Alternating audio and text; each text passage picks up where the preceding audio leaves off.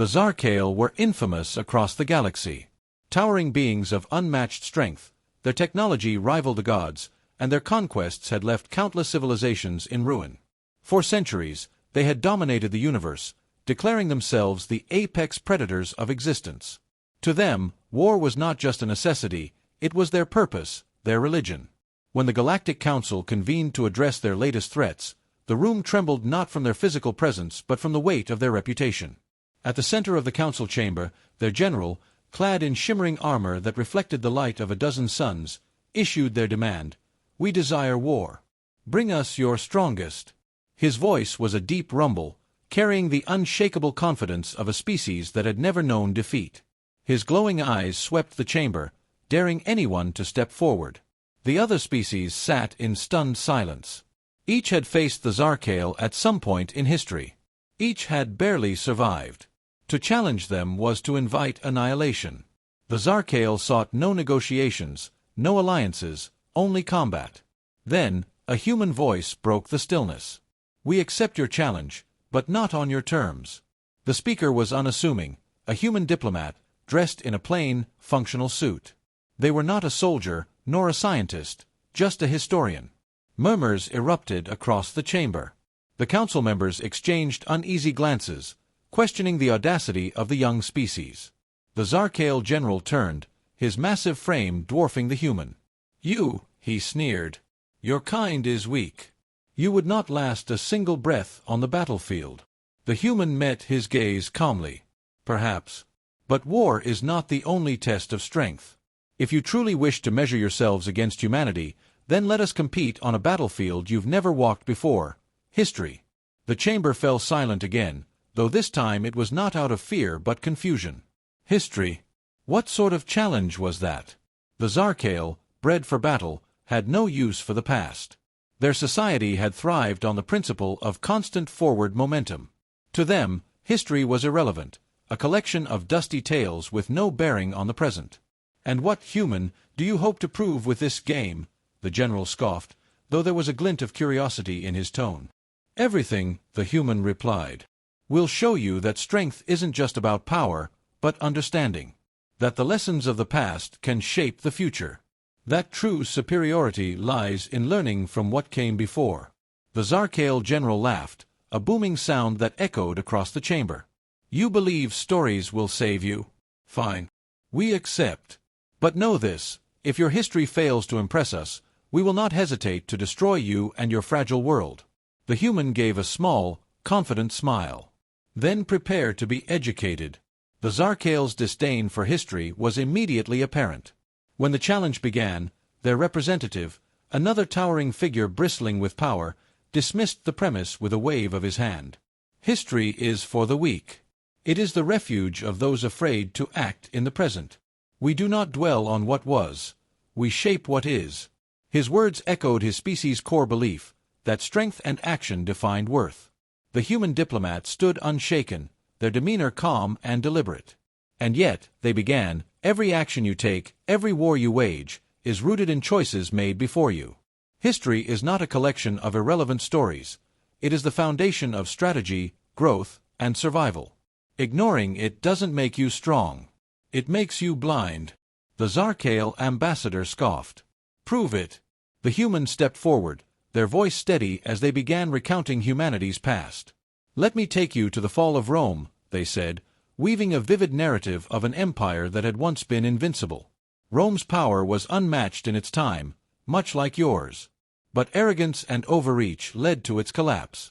Its leaders ignored history, repeating mistakes that had destroyed other civilizations before them. They believed themselves untouchable, and that belief was their undoing." The council listened intently, but the Zar'Qaal remained unimpressed. "A single empire's failure. Hardly relevant," the ambassador said dismissively. The human continued without hesitation. "Then consider the world wars. At first, we relied on sheer force, much like you do now. Millions perished because we failed to learn from the conflicts of our ancestors. But we adapted. We innovated. In the wake of destruction, we forged alliances, created systems to prevent future wars, and advanced as a species." They paused, letting the weight of the words settle. "And through it all, We remembered. Each time, we studied our mistakes so they would not be repeated. A flicker of unease passed over the Zar'Qaal ambassador's face, but his arrogance held firm. This changes nothing.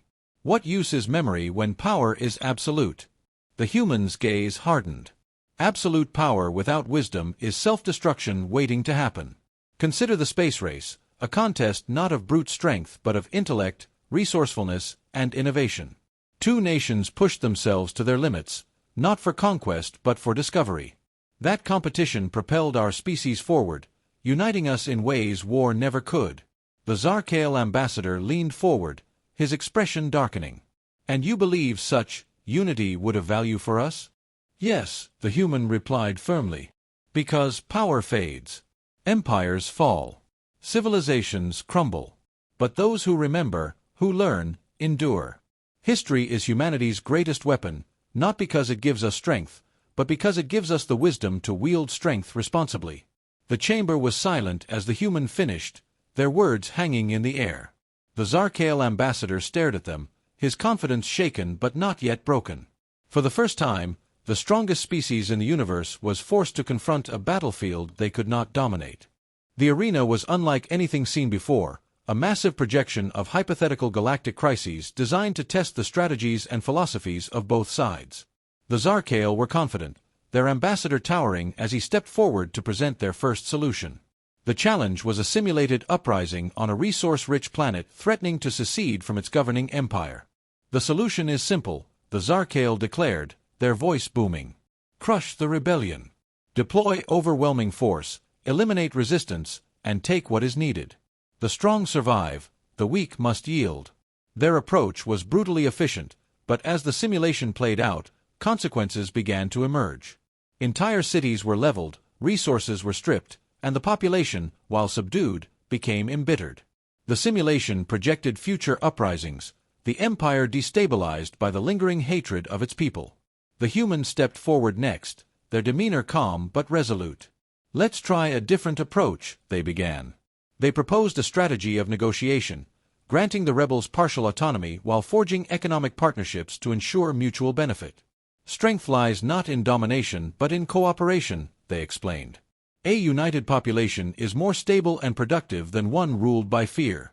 The simulation unfolded with startling results. The rebels became allies, trade flourished, and the empire grew stronger without a single shot fired.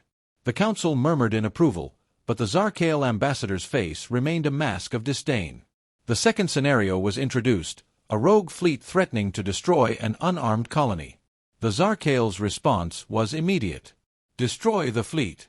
Use superior firepower to eliminate the threat entirely. The simulation showed their solution in action, swift, decisive, and devastating. But collateral damage was unavoidable. The colony suffered severe losses, and its survivors were left to rebuild with minimal support, their resentment toward the governing powers growing. The human diplomat took a different route. Intercept the fleet, but not with weapons, they proposed. Use diplomacy and misdirection. Target their supply chains, disrupt their communications, and offer them a chance to surrender before engaging in battle. The simulation revealed the brilliance of the strategy. Deprived of resources and isolated, the fleet surrendered without bloodshed. The colony remained unharmed, and the rogue faction's leaders were reintegrated into the galactic fold as contributors rather than enemies. The Zar'Qaal ambassador's frustration was evident, but they presented one final scenario, a rapidly spreading plague threatening to wipe out billions. Their solution was stark. Quarantine the infected planets. Sacrifice them to protect the greater galaxy. The humans' response was immediate and passionate. No lives are expendable.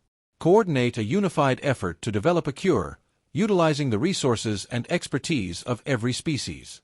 Protect the vulnerable and prioritize saving lives. The simulation showcased humanity's resilience and ingenuity. The cure was found, the plague eradicated, and the participating civilizations forged unbreakable bonds through their shared efforts. When the final simulation ended, the chamber fell silent. The Zar'Qaal ambassador looked visibly shaken. For all their strength, their solutions had relied on destruction, while humanity's approach demonstrated that strength could be found in understanding, compassion, and ingenuity. The battlefield they had chosen had turned against them. The council chamber was heavy with anticipation as the final deliberations began. The simulations had ended, the evidence laid bare for all to see. The Zar'Qaal ambassador stood rigid, his earlier confidence reduced to a simmering frustration. Their solutions, while efficient, had left a trail of destruction and division in their wake. Humanity's strategies, in stark contrast, had not only resolved the crises but strengthened the galaxy as a whole. One of the council members, a venerable elder from the Tazarian species, broke the silence. The results are clear. Humanity's approach has demonstrated wisdom and foresight beyond what many of us believed possible. They have shown that strength is not merely a measure of power, but of restraint and understanding. The Zar'Qaal ambassador's voice was tight, his pride wounded. You speak as though power is irrelevant. It is not. Without strength, all the wisdom in the universe is meaningless. The human diplomat turned to face him, their expression calm but unyielding. Strength and wisdom are not opposing forces. True power lies in knowing when to use it, and when not to. Your people wield strength as a hammer, crushing everything in your path. But history shows us that hammers break not only obstacles but the foundations they stand on. Without careful use, your strength will collapse upon itself. The Zar'Qaal ambassador stepped forward, towering over the human. And you believe your fragile species has the answers? We do, the human replied evenly. Not because we are perfect, but because we've learned. For every mistake we've made, we've found a way to grow stronger. For every war we've fought, we've sought peace. And for every loss, we've sought meaning. That is what history teaches us, to adapt, to innovate, and to endure. Your people are powerful, but you have no understanding of how to wield that power for lasting good. You rely on fear, but fear breeds rebellion. You dominate, but domination invites collapse. Look to the past, and you will see this pattern repeated in every empire that thought itself invincible. The ambassador was silent, his pride warring with the seeds of doubt planted by the human's words. The council watched, the air thick with tension. Finally, the Zar'Qaal general, the same one who had issued the challenge, spoke from his seat. You claim to know strength, human. But tell me this, if we had refused your challenge and struck your planet instead, what would you have done? The human diplomat met his gaze without flinching. We would have fought. And even if we fell, we would have ensured that the lessons of our resistance endured. Because strength is not just what you hold in your hands, it's what you leave behind. The room was silent, the words resonating deeply. The general rose, his towering frame casting a shadow over the chamber. For a moment, it seemed as though he might lash out. But instead, he inclined his head, a gesture of respect rarely given by his kind. Perhaps, he rumbled, there is strength in what you say. Perhaps we have something to learn after all. The council erupted in murmurs as the Zar'Qaal left the chamber, their pride dented but their horizons widened. The human diplomat stood alone, gazing out at the stars. Humanity had won, not through war, but through wisdom. For the first time, the galaxy had seen a new kind of strength, one that could endure beyond the battlefield.